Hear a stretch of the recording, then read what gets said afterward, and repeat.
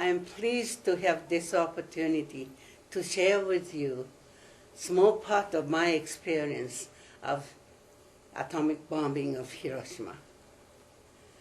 As I was a 13-year-old schoolgirl, and as a member of the student mobilization project, I was assigned to, together with 30 other students, to work at the military headquarters to act as decoding assistant. On August 6, 1945, at 8:15 a.m., I suddenly saw the brilliant bluish-white flash outside the window. I remember the sensation of floating in the air. When I regained the consciousness in the total darkness and silence,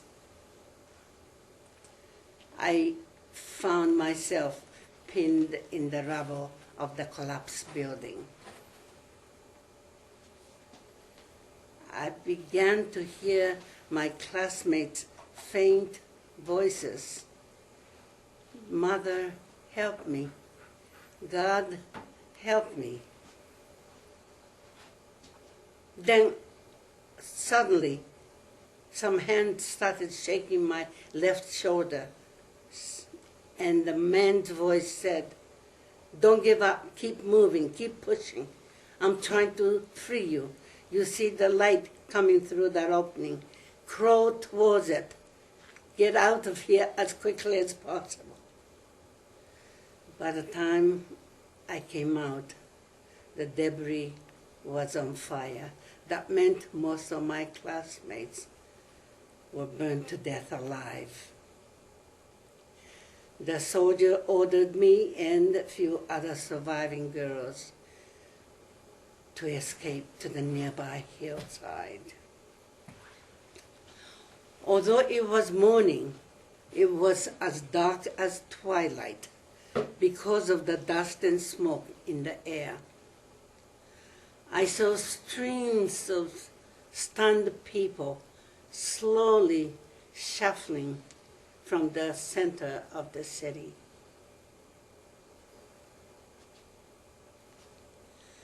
Toward the nearby hills. There were bleeding, ghostly figures. They were naked and tattered, burned, blackened, and swollen.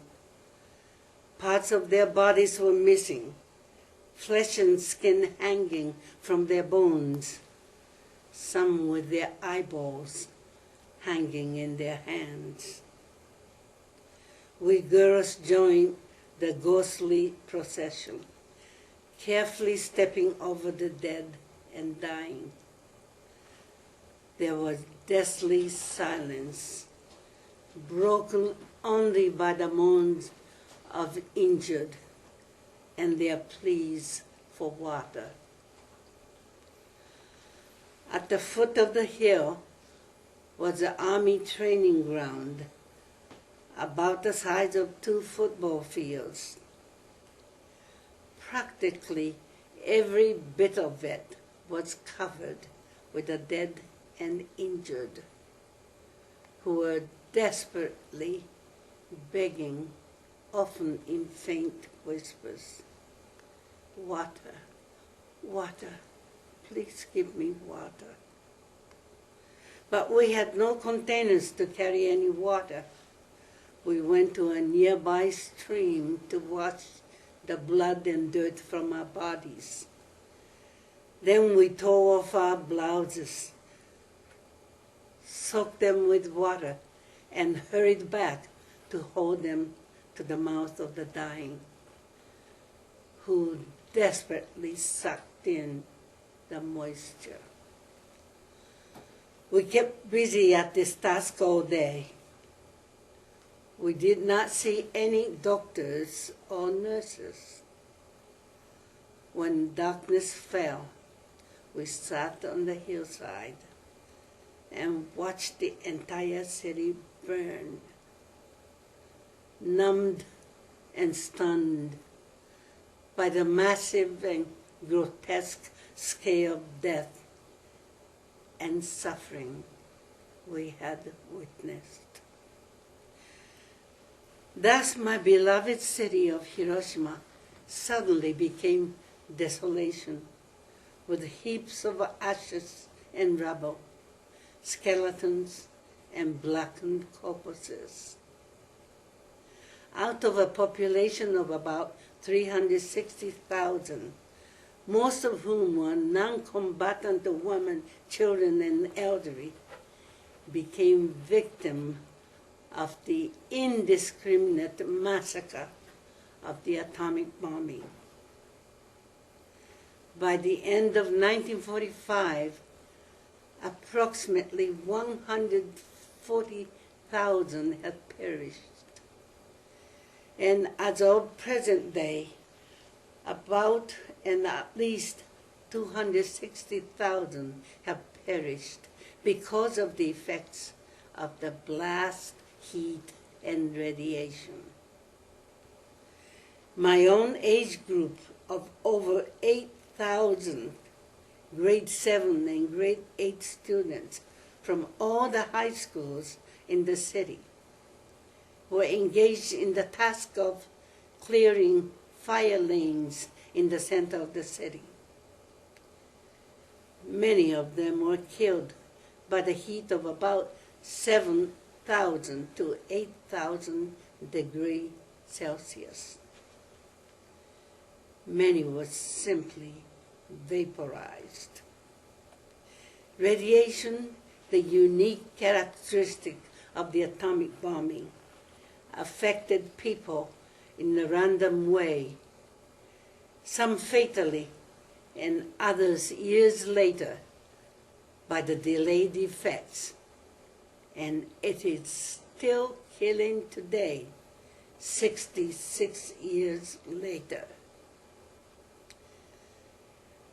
In spite of the characteristic effects of the atomic bombing, the unimaginable defeat of Japan, and the humiliation of occupation by foreign troops, we survivors were able to begin to see the meaning of our survival in terms of historical perspective and global context, and transcend our personal tragedies.